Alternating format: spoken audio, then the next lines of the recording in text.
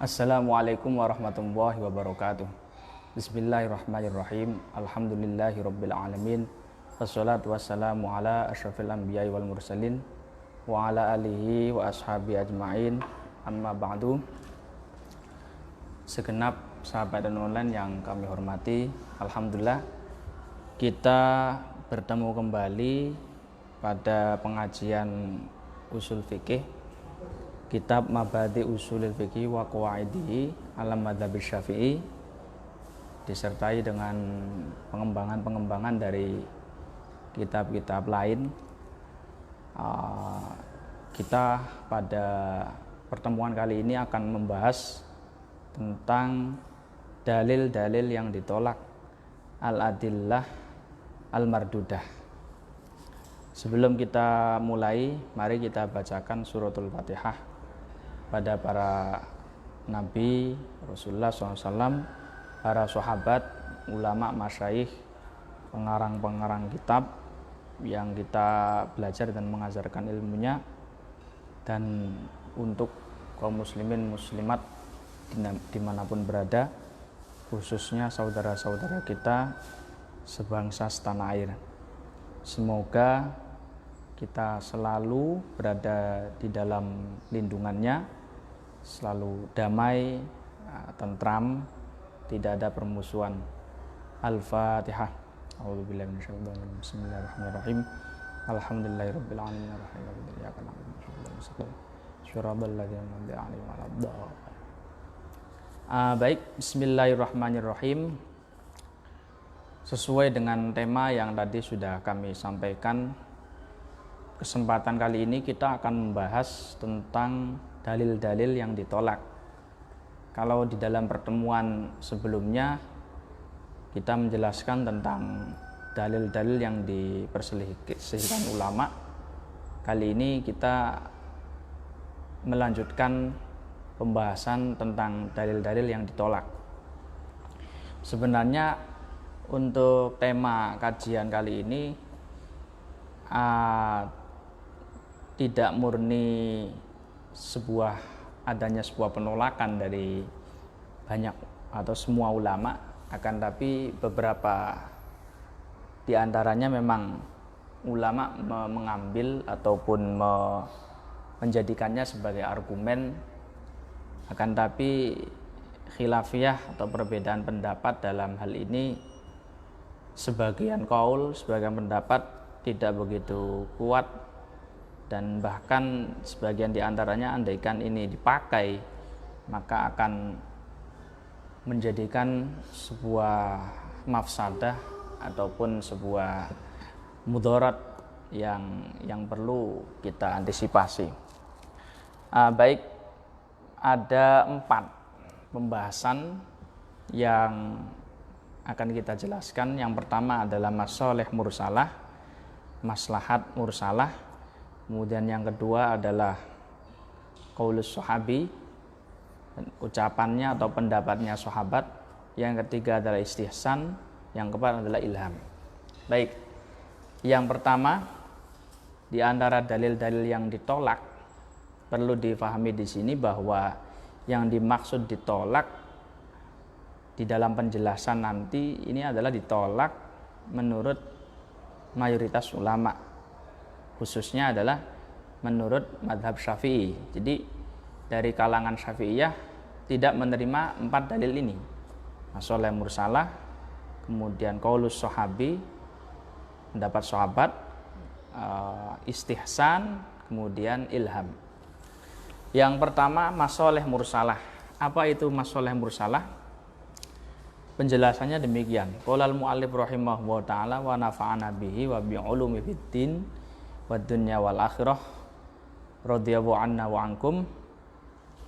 Qad marra ma'ana asna'al kalam 'alal munasibi fi masalikil illati anal munasiba imma ayyakuna mardudan min qibalis syari' wa hadza la khilafa fi raddi. Kita sudah jelaskan di dalam bab masalikul illah pada pertemuan sebelumnya bahwa di antara metode atau cara jalan menetapkan illat adalah apa yang disebut dengan munasib atau munasabah. Jadi kesesuaian antara alasan hukum dengan hukumnya itu sendiri.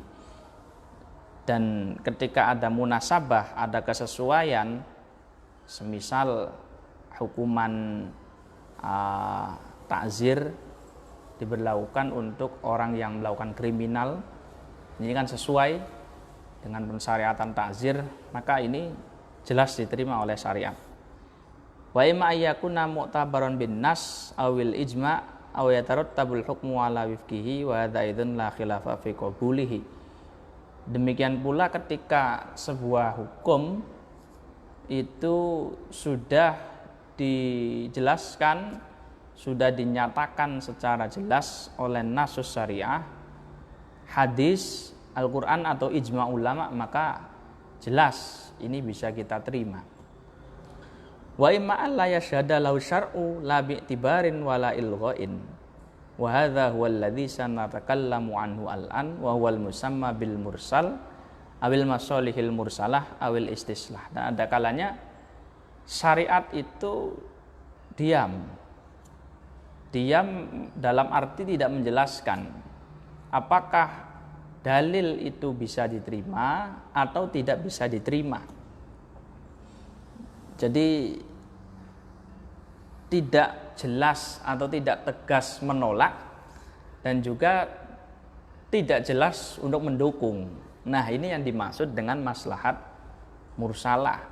Kalau dalil itu jelas ditolak, maslahat itu jelas diabaikan oleh syariat, maka jelas kita tolak. Seperti dulu kita jelaskan di dalam bab Masalikul Illah ada namanya at-tordu, ya, jadi mengait-ngaitkan persoalan yang tidak nyambung atau tidak ada dasarnya dalam syariat. Itu jelas kita tolak. Kemudian kalau tadi juga apabila maslahat itu jelas diakui syariat, kita akui. Nah, yang menjadi persoalan adalah bagaimana kalau sebuah kemaslahatan itu syariat tidak menolaknya secara tegas dan juga tidak ada penjelasan itu diterima. Nah, ini yang dimaksud dengan maslahat mursalah. Wa qad waqa'a fi hadzal mawdu'i khabtun katsir wa sunnifat fi musannafatun mustaqillah. Dan di dalam tema ini, tema masalih mursalah ini, ada banyak karangan ulama, ada banyak muallafat, musannafat, karya-karya ulama, bahkan dijadikan judul tersendiri, judul kitab tersendiri. Ulama bagaimana khilafiyahnya, bagaimana pandangannya, bagaimana dalilnya, dan kesimpulannya wal khulasah annal jumhura ala raddil maslahat allati lam yarid anis syari'i i'tibaruha au ilghauha. Kesimpulan dari banyak penjelasan ulama bahwa menurut mayoritas ulama, mazhab Syafi'i, mazhab Hambali, dan mazhab Hanafi, bahwa masalah mursalah tidak diterima oleh syariat, tidak bisa dibuat sebagai argumen, sebagai dalil dari sebuah permasalahan. Wal Imam Malik ala qabuliya mutlaqon, dan Imam Malik memperbolehkan atau menerima masalah mursalah secara mutlak. Hatta jawaza dzarbal muttaham bisariqal yuqirra wa jawaza umurun ukhra ghairuha la da'iya lil italati biha. Contohnya, contoh masalah mursalah adalah bagaimana hukum memukul orang yang diduga mencuri atau orang yang diduga melakukan kriminal, melakukan misalnya pembunuhan atau misalnya melakukan zina dan seterusnya. Jadi sebuah tindakan kriminal ini belum ada bukti, belum ada saksi, akan tapi sudah ada dugaan kuat. Desas-desusnya kencang sekali bahwa misalnya si fulan itu melakukan sebuah pencurian. Nah, pertanyaannya, apakah diperbolehkan bagi pemerintah, bagi penindak hukum negara untuk memukul orang ini sampai dia mengaku? Jadi memukul tujuannya agar dia mengaku. Meskipun belum ada bukti-bukti yang konkret, juga belum ada ikrar dari pelakunya, akan tapi habar itu sudah masyhur. Sudah ada korinah atau tanda-tanda yang kuat bahwa itu adalah pencurinya. Apakah boleh bagi pemerintah untuk memukul sampai dia mengaku? Nah, ini kalau menurut mazhab Syafi'i, Hanafi, Hambali tidak boleh. Jadi dalam sebuah pengadilan ya, yang namanya iqrar atau pengakuan tidak boleh dipaksa, harus kehendak sendiri.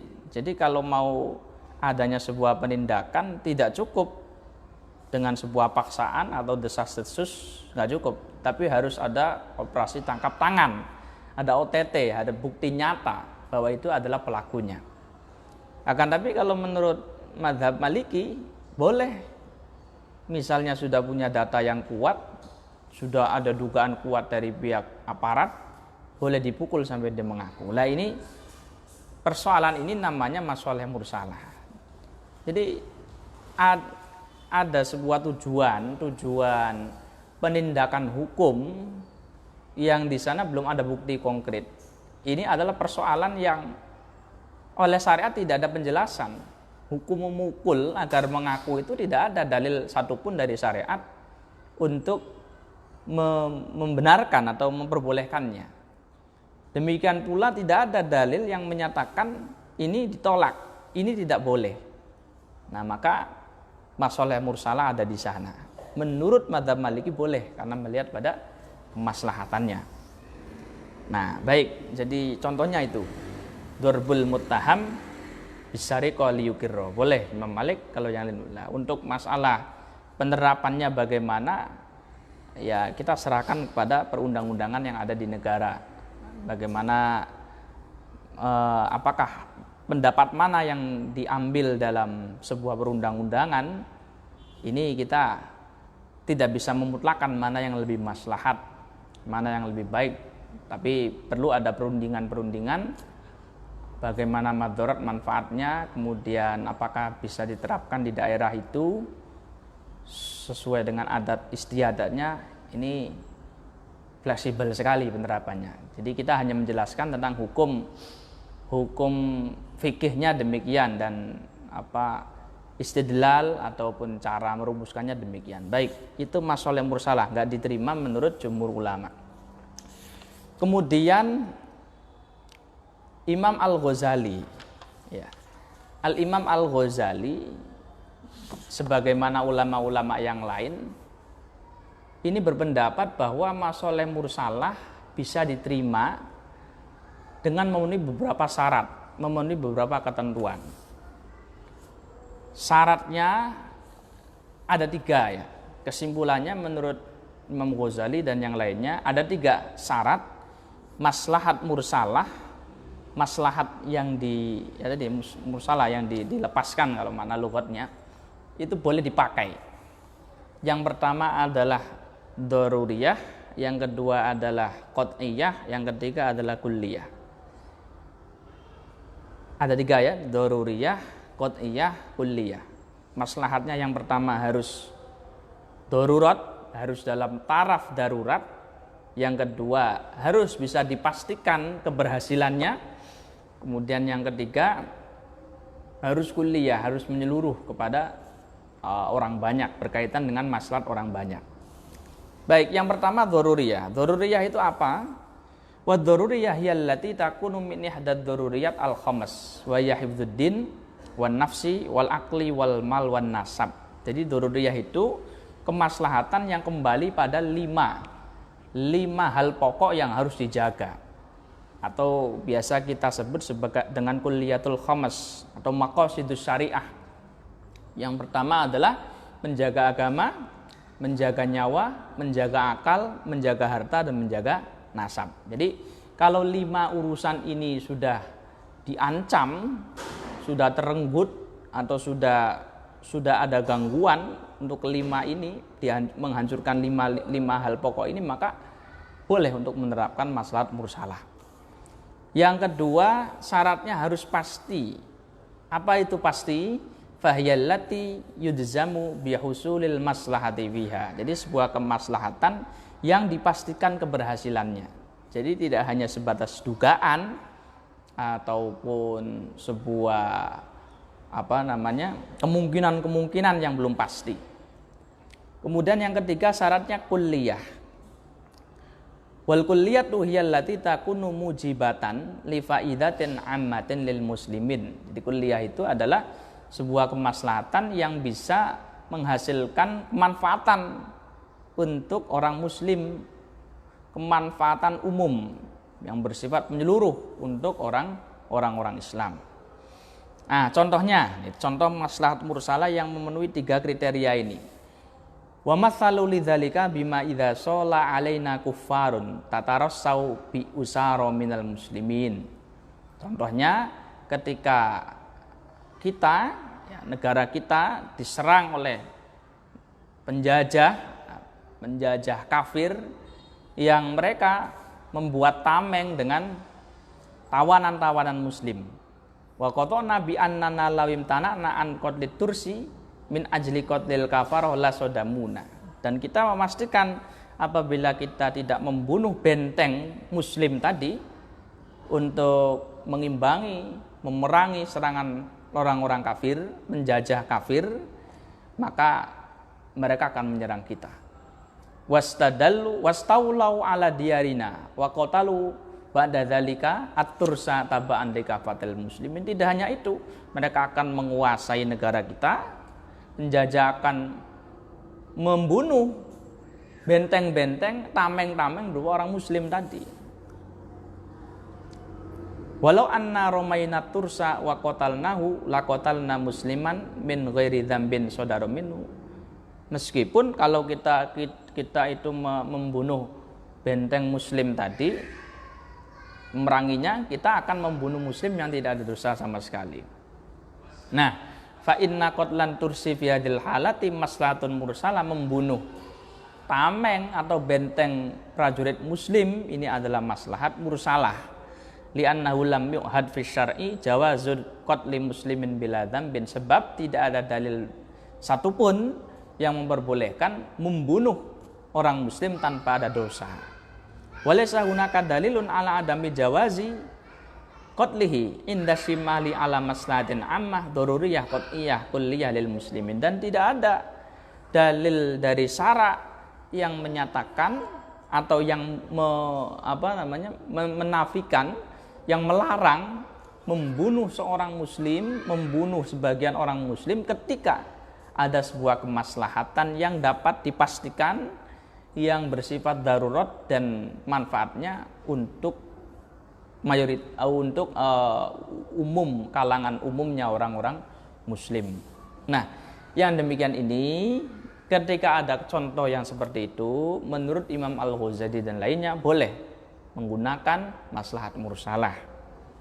Jadi ya ini dilematis. Ada penjajah bawa tamengnya orang muslim, warga kita, saudara kita. Ini kalau tidak kita serang, tidak kita hancurkan, tidak kita bunuh benteng itu, justru akan menimbulkan madarat yang lebih besar.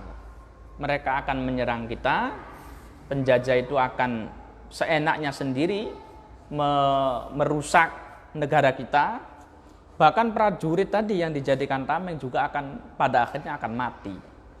Nah, yang demikian ini sudah memenuhi 3 syarat. Pertama adalah pasti, kalau tidak ada sebuah perlawanan pasti akan merusak negara kita. Yang kedua darurat, sudah nyawa ini sifatnya berkaitan dengan nyawa, keselamatan orang banyak. Dan yang ketiga adalah ammah, menyeluruh maslahatnya. Nah, ini boleh. Nah, sehingga kalau salah satu syarat ini tidak terpenuhi, menurut Imam Al-Ghazali dan yang lainnya tidak bisa diterima maslahat mursalah. Misalnya, ini contoh yang tidak memenuhi syarat. Misalnya ketika ada perahu ya, lau asyrafat safinatun alal gharqi thumma alimna anna najatar rukab mutawaqqifun ala ilqa'i wahidin minhum wa aktsara fil bahri liyakhiffa al-hamlu wa yanjul baqiyah fa innahu fi hadhil halah la yajuzu ilqa'u ayyi wahidin minhum li'anna najata rukabis safina laisa kulliyan alaman anna najatahum laisa najatan likulil ummah Wal ibrata bil Qur'an fi hadzal halal li anal Qur'an laysat mu'tabara syar'an fi hadzal amri. Baik. Contohnya misalnya ada penumpang perahu. Ada perahu berlayar, penumpangnya orang-orang muslim, orang-orang Islam. Tiba-tiba kehilangan keseimbangan. Perahu ini kehilangan keseimbangan karena terlalu banyak muatannya, terlalu banyak orangnya. Ini kalau tidak ada sebagian nyawa penumpang yang dikorbankan, maka akan mati semua ini. Perahunya tenggelam semua. Nah, ini pertanyaannya, apakah boleh mengorbankan satu di antara penumpang untuk keselamatan yang lain? Nah, ulama di sini menegaskan tidak boleh, haram hukumnya. Mengapa? Karena dalam kasus itu kemaslahatan yang ada itu bukan berlaku untuk umum, tidak berlaku, tidak menyeluruh kepada seluruh warga, kepada cakupannya hanya sebatas pada penumpang perahu saja, tidak pada negara, tidak kepada kemaslahatan orang banyak. Jadi tidak kembali kepada kemaslahatan umat, tidak menyeluruh, hanya khusus di penumpang perahu itu saja. Nah, dan kita tidak boleh, jadi tidak boleh mengorbankan sama sekali. Jadi di dalam kondisi itu ya yang harus diupayakan bagaimana bisa menyelamatkan semuanya. Tidak boleh ada satupun yang dikorbankan.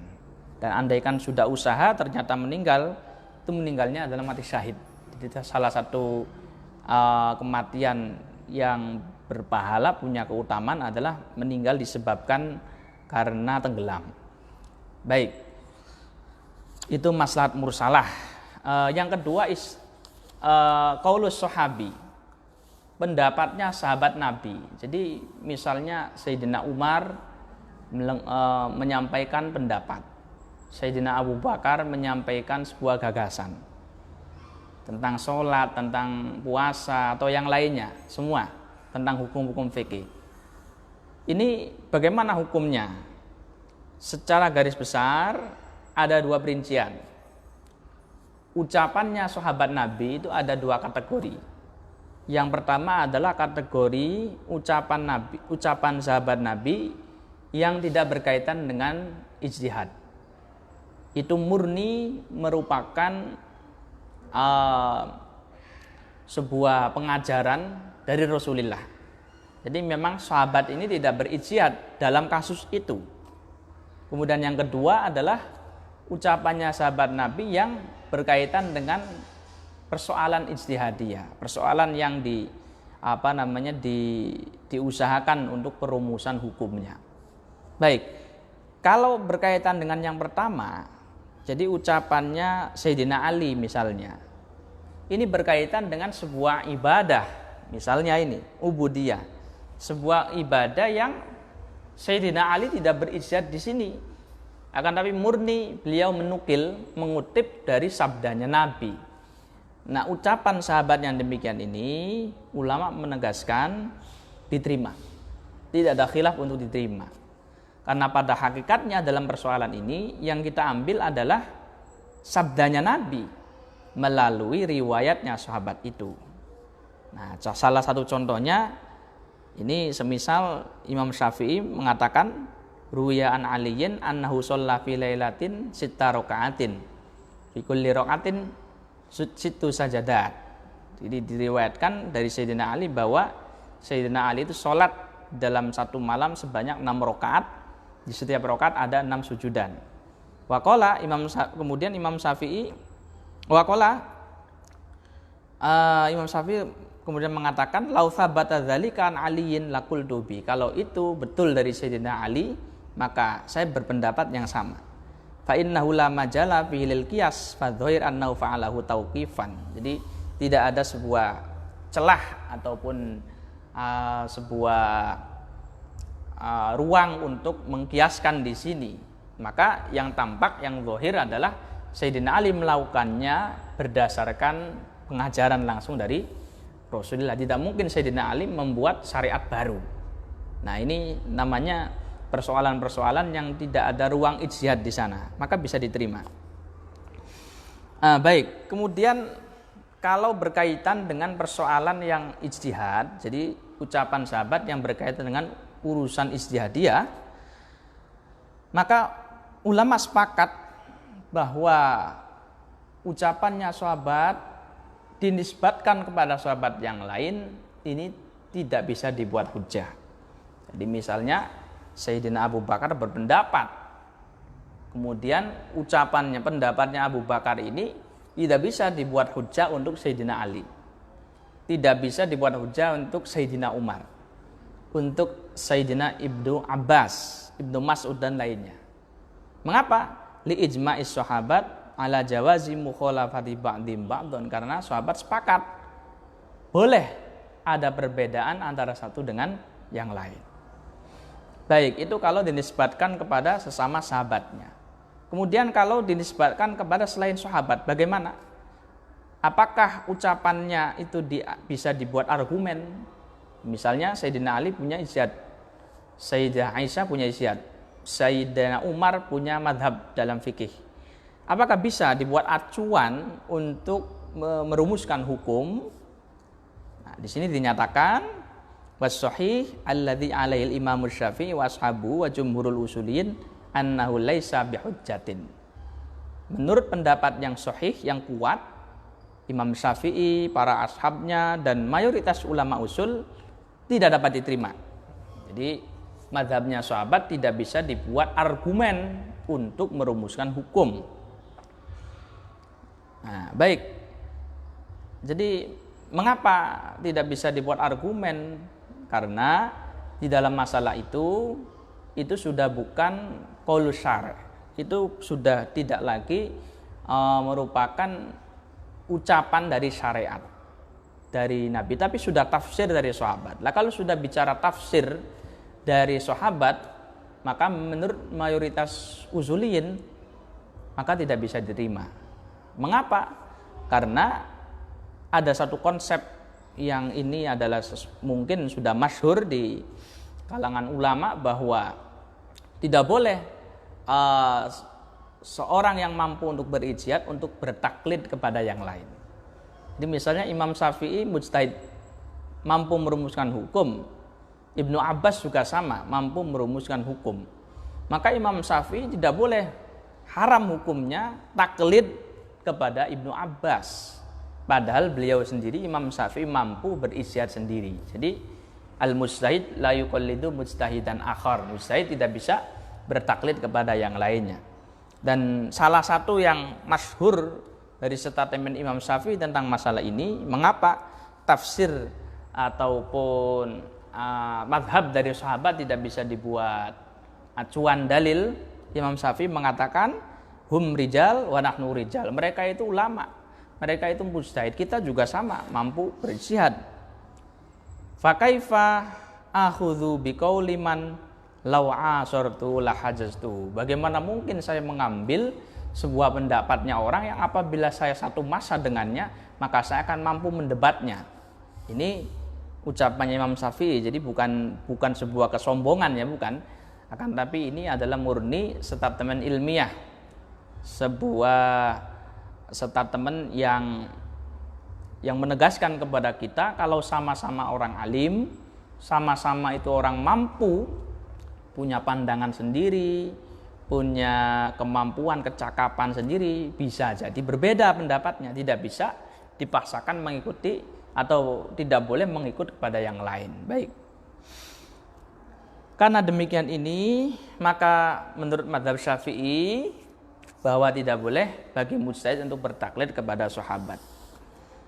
Wa amma muwafaqatus Syafi'i li Zaidin fil faraid falaysa min qabilit taklid. Sedangkan untuk persoalan rumusan-rumusan fikih yang kebetulan sama, misalnya Imam Syafi'i itu di dalam ilmu faraid mayoritas hampir semuanya sama dengan rumusannya sahabat Zaid. Nah, yang demikian ini menurut para ulama itu bukan min qabilit taklid, bukan termasuk dari golongan taklid. Akan tapi apa? Kebetulan wa innama huwa min qabili muwafaqatihi lahu bisyadi, kebetulan ijtihadnya Imam Syafi'i dan sahabat Zaid sama. Jadi bukan berarti Imam Syafi'i copy paste atau mengikut kepada sahabat Zaid. Tapi Imam Syafi'i berijtihad sendiri, punya dalil sendiri, punya argumen sendiri. Kebetulan rumusannya sama dengan sahabat Zaid. Baik, itu demikian untuk madhabus sahabi. Kemudian yang ketiga adalah istihsan. Istihsan atau menganggap baik. Jadi kembali kepada urf atau umum, sesuatu yang dianggap baik menurut urf. Nah, istihsan di sini menurut mayoritas ulama, ya, al-jumhur ala raddil istihsan wa adamil amal bi. Tidak bisa dibuat pegangan, tidak diterima dan ditolak. Khilafan lil Hanafiyah radhiyallahu anhu, berbeda dengan menurut pendapatnya Hanafiyah. Imam Syafi'i mengatakan man istahsana faqad syar'a atau faqad syar'a. Siapa yang berpendapat dengan istihsan, persoalan ini baik untuk dihukumi demikian, baik untuk diharamkan, tapi tidak berdasarkan pada dalil syar'i, maka sama halnya membuat syariat baru. Tidak boleh. Ini adalah tanggapan yang tegas dari Imam Syafi'i mengapa beliau menolak istihsan. Jadi man istahsana faqad syar'a atau faqad syar'a.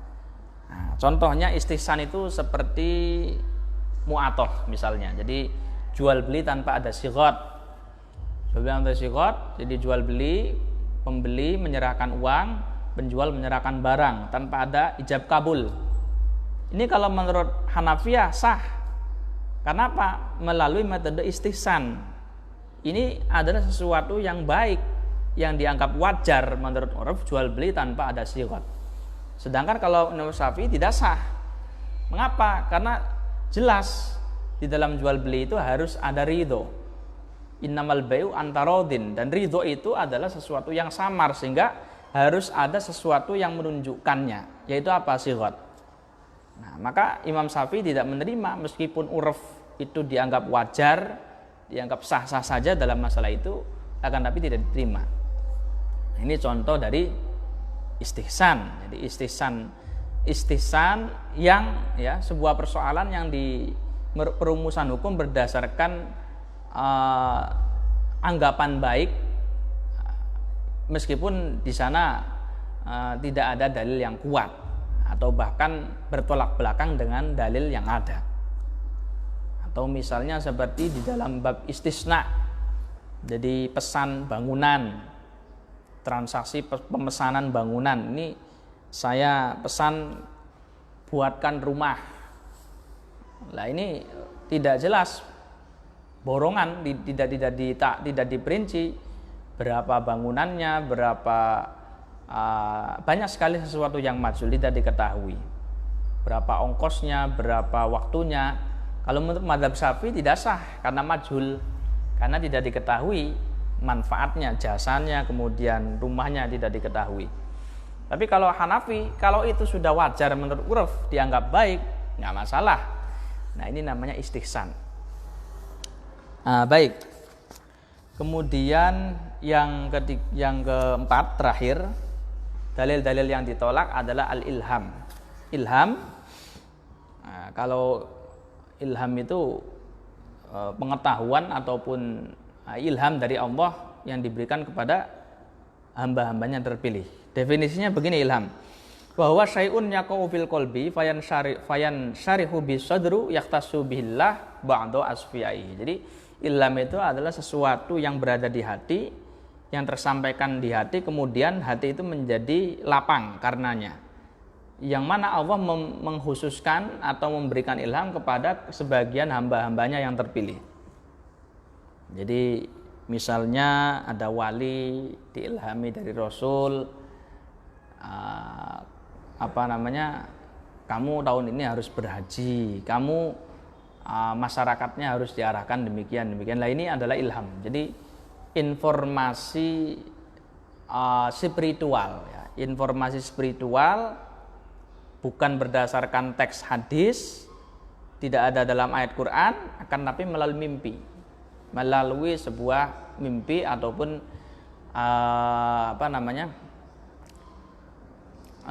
informasi gaib yang diberikan Allah kepada hamba-hambanya. Jadi bisa waliullah, bisa rasul, bisa para nabi dan seterusnya. Nah, ilham itu hukumnya kalau dari para nabi, para utusan jelas bisa diterima. Karena itu bagian dari wahyu. Sebab nabi dan para utusan itu maksum, pasti terjaga dari kesalahan. Jadi kalau ada ilham pasti itu dari Allah. Jadi bisa dibuat pegangan dan bisa dibuat argumen. Tapi kalau ilham itu bukan dari nabi, kalau sekarang berarti sudah nggak ada nabi, karena nabi terakhir adalah Nabi Muhammad. Lah kalau bukan dari nabi, ulama mengatakan tidak bisa dibuat hujjah. Wa hadza laisa bihujjatin fi dinillahi ta'ala. Jadi kalau ada wali mendapat ilham yang kebetulan hukumnya itu bertentangan dengan syariat yang zahir, hukum-hukum yang baku dalam kitab-kitab, maka kewajiban kita adalah dua. Yang pertama, ya tidak bisa kita ikuti, karena yang bisa kita ikuti hanya yang jelas dalilnya. Yang kedua, kita harus husnudzon. Jadi tetap ada husnudzon, berprasangka baik kepada wali itu. Nah, ini sebagaimana banyak terjadi di dalam ulama-ulama kasyaf ya. Ada perlakuan-perlakuan aneh ataupun ada sebuah keputusan-keputusan yang tidak bisa difahami secara utuh apa maknanya. Nah, ini ulama-ulama pada waktu bersikap tegas. Jadi kalau yang dimaksud adalah hukum zahir, ya kita mengikuti yang tampak, dalil-dalil yang jelas. Tapi kalau urusan batiniyah, kita tidak boleh suudzon. Mengapa ilham itu tidak bisa diterima? Li'annallaha akmala lanad-din. Sebab Allah menyempurnakan kepada kita agama Islam. Al-yauma akmaltu lakum dinakum wa atmamtu alaikum ni'mati wa raditu lakumul Islam madina. Pada hari ini kami sempurnakan untuk kalian agama Islam dan kami sempurnakan nikmat kepada kalian dan saya ridho Islam sebagai agama. Wa nahnu la nungkirul ilham wa la nungkiru anna wa qad yalqa fi qulubi ba'di asfaihi ma yashrahu sudurum. Penolakan ini, penolakan sebagai hujah bukan berarti kita itu menolak ilham. Kita itu kemudian menghina ulama, menghina wali, enggak. Kita tidak mengingkari ilham. Kita tetap meyakini bahwa ada sebagian hamba-hamba Allah yang diberi keistimewaan mendapat sebuah informasi gaib dari Allah. Itu informasi yang luar biasa berharga. Kita mengakuinya itu. Illa anna hadza la dhabita lahu fi qawani syar'i, akan tapi tidak ada batasan yang jelas tentang kanun syariat. Wa kullu ma kana kadzalik la yumkinu ayyu'tamada ala. Kalau demikian, yang demikian tidak bisa dibuat pegangan. Baik, kita jeda sebentar, ada azan ya.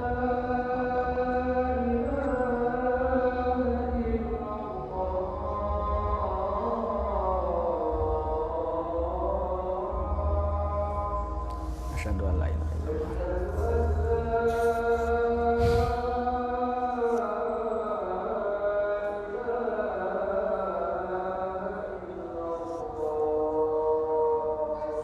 Asyhadu an la ilaha illallah.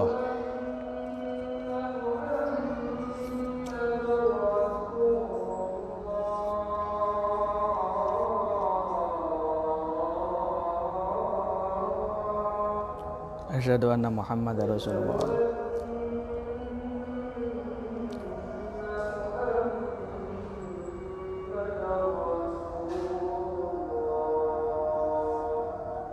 Asyhadu anna Muhammadar Rasulullah.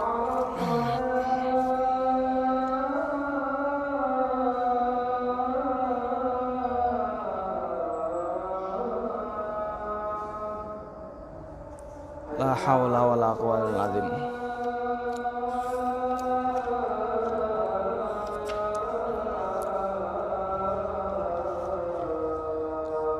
La haula wala quwwata illa billah.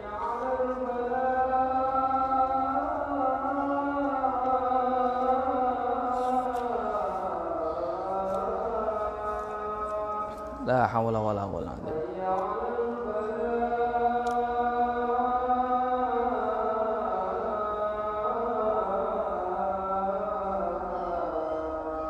La haula wala quwwata.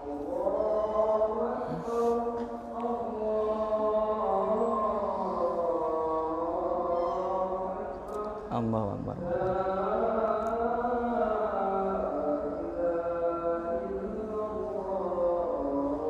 La ilaha illallah Muhammadur Rasulullah.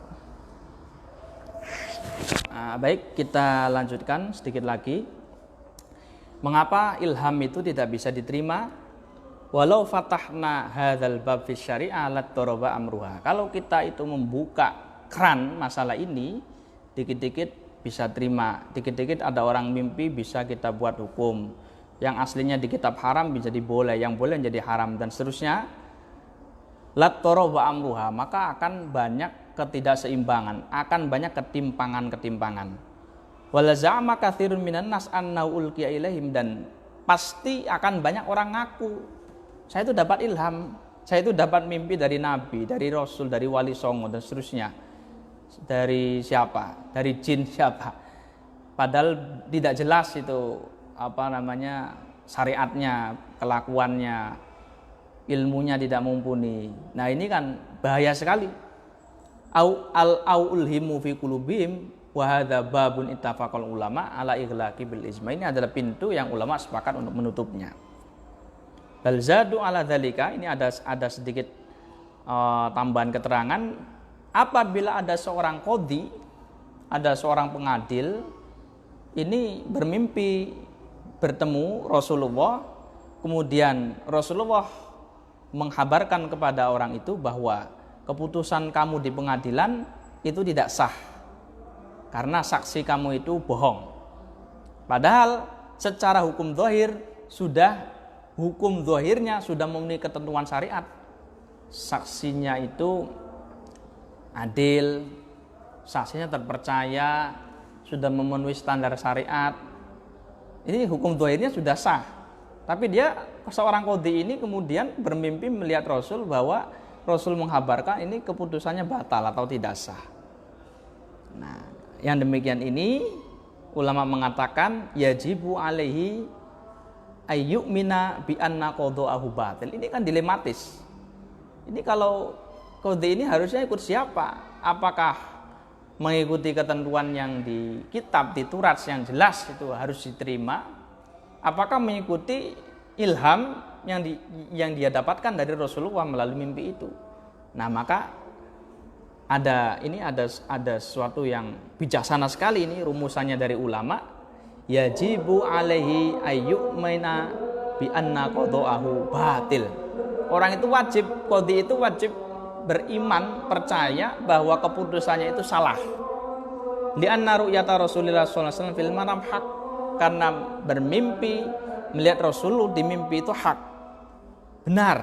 Wa syaiton la yatashabbahu bi, dan setan tidak bisa menyerupai Rasul. Illa annahu yajibu alai ayyam dia qada'ahu alqaim alal bayyina amalan bidur. Akan tapi kalau urusan zahir, kalau keputusan di pengadilan dia harus konsisten. Kalau urusannya dengan hukum untuk orang banyak harus konsisten bahwa keputusannya sudah sah, tidak boleh dia cabut.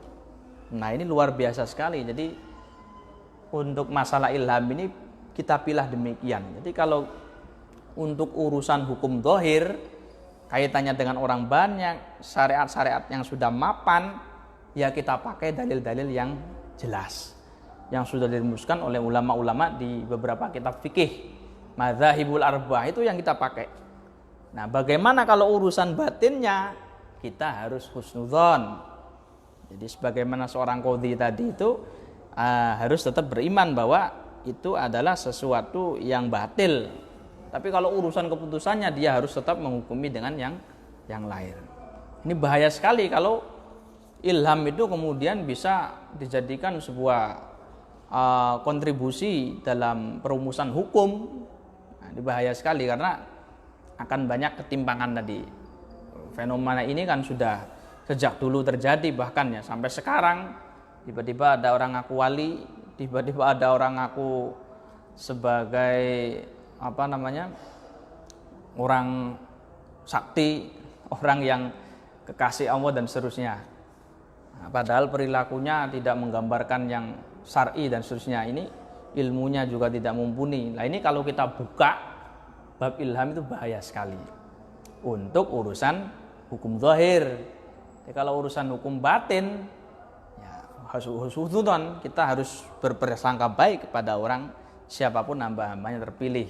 Dulu Ibnul Arabi sering sekali menyampaikan kata-kata yang kontroversial secara hukum zahir, ulama menentangnya, mengingkari, bahkan dihukum.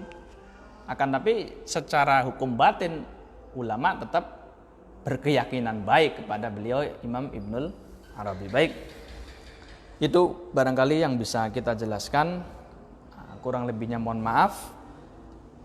Kita akan jumpa kembali di pertemuan berikutnya dengan pembahasan di bab selanjutnya ya, melanjutkan kajian setelah ini. Semoga kita tetap diberi istiqomah untuk selalu belajar dan mengaji. Wallahul muwaffiq ila aqwamit thoriq. Wassalamualaikum warahmatullahi wabarakatuh.